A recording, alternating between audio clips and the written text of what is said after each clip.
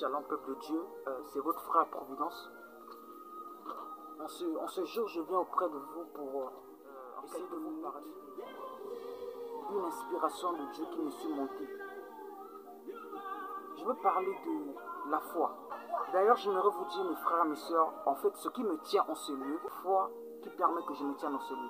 Sinon, je ne vais pas me tenir en ce lieu pour parler de Dieu. Allons lire le livre de Marc 5, le verset 21. Il est écrit que la barque regagna l'autre rive, où une grande foule s'assembla près de lui, au bord de la mer.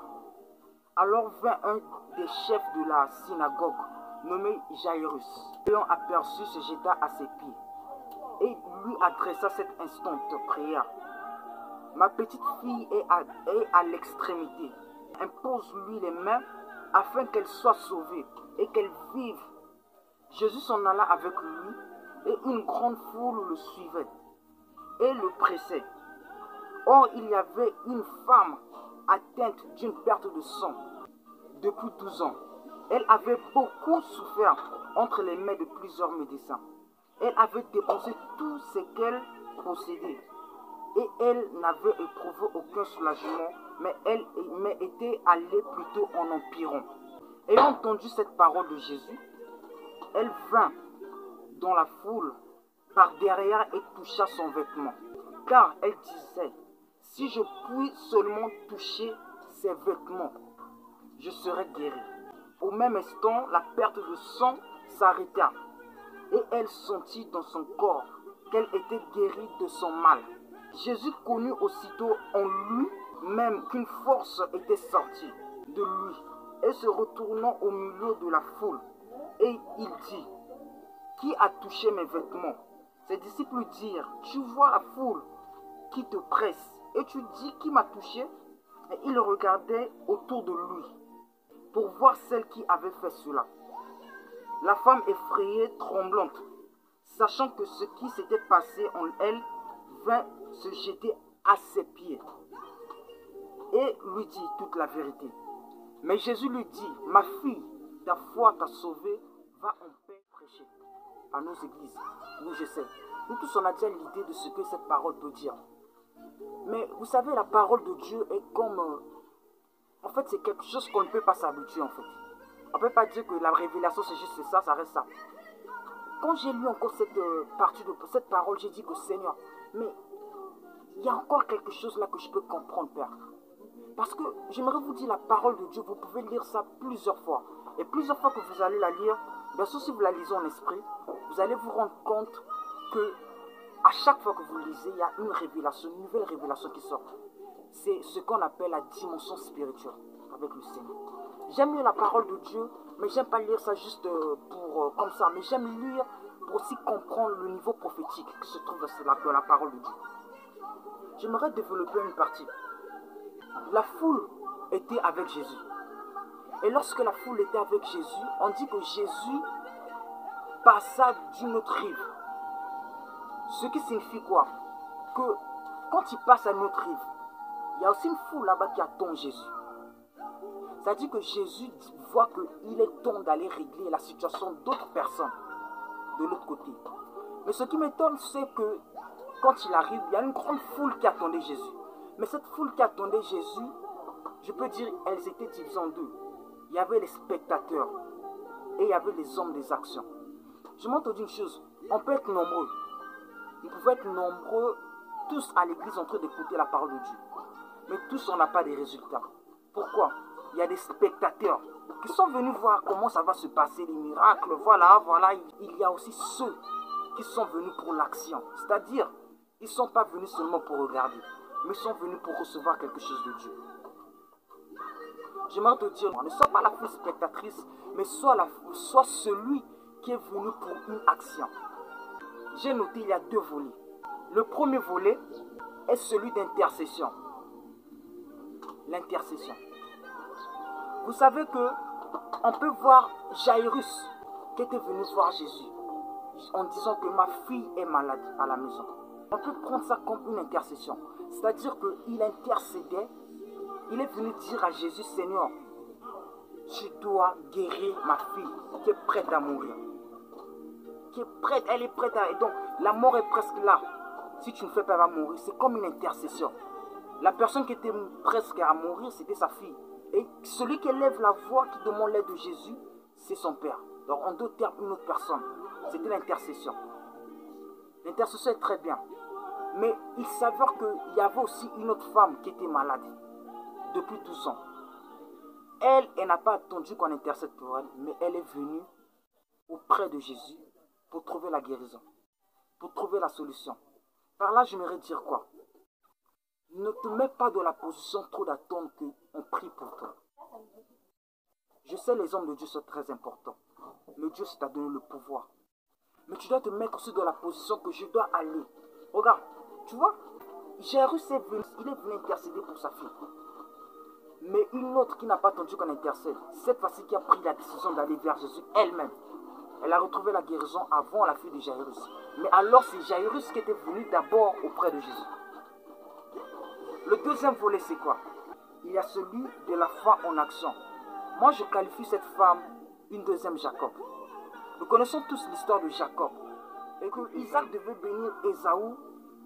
Et Jacob a été béni à la place de Ésaü. Écoutez, la foi a beaucoup de volets. La foi a plusieurs volets. Mais il y a, moi je vais citer un seul volet pour de la foi.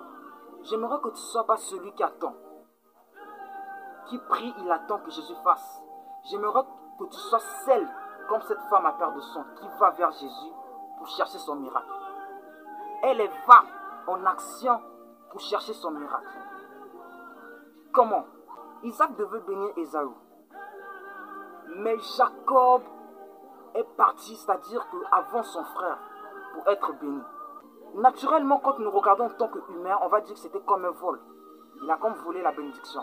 Mais non, spirituellement, on nous dira qu'il a été perspicace. Ou encore, il a été plus violent que Ésaü. Comme il est écrit que le royaume de Dieu appartient aux violents. Jacob, sachant que son frère devait être béni. Lui et sa mère, nous connaissons, c'est comme le Saint-Esprit, voilà. Il a dit qu'il doit aller en action, c'est-à-dire avant son frère pour recevoir cette bénédiction. Cette femme aussi, vous savez que la bénédiction, normalement le miracle là que Jésus partait, ce n'était pas le miracle de cette femme à perte de sang. C'était le miracle de la fille de Jairus. Mais elle, sachant que si je reste dans ma position d'attendre, la position d'attente, bien sûr je peux apercevoir mon miracle. Je peux avoir mon miracle, mais ça va durer, peut-être. Il faudrait que moi, j'aille comme une véritable fille d'Abraham. Cette femme, elle est partie vers Jésus. Isaac, pourquoi je dis c'est une seconde Jacob? Parce que Isaac était aveugle. Elle est partie derrière Jésus. La Bible, écoutez, la Bible ne dit pas des choses pour le plaisir. À chaque chose que la Bible signifie, il y a une révélation. Elle est partie derrière Jésus. C'est-à-dire que le derrière, c'est comme, on peut dire, c'est comme l'aveuglement. C'est passé par le derrière, on ne voit pas. Je sais que Dieu, dans son immense puissance, il peut voir même par le derrière. Je sais. Mais elle est partie par le derrière. C'est comme une dimension de dire que le derrière là qu'on peut la voir. Isaac était aveugle. Elle est partie par le derrière, c'est comme l'aveuglement. Elle allait toucher l'habit de Jésus. Et elle a été guérie. En d'autres termes, elle a fait violence, elle a pris ce qui n'était pas elle, c'est devenu à elle. Jacob avait pris ce qui n'était pas lui, c'est devenu à lui.